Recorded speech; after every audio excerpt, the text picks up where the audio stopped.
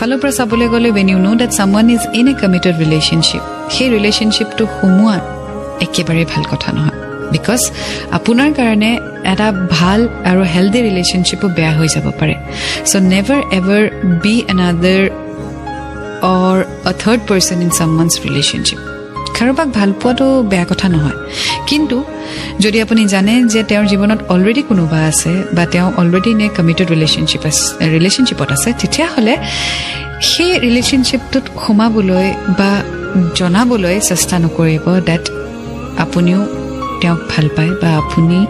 তেওঁক বিচাৰিছে কাৰণ তেওঁৰ সুখতে আপুনি সুখী ৰাইট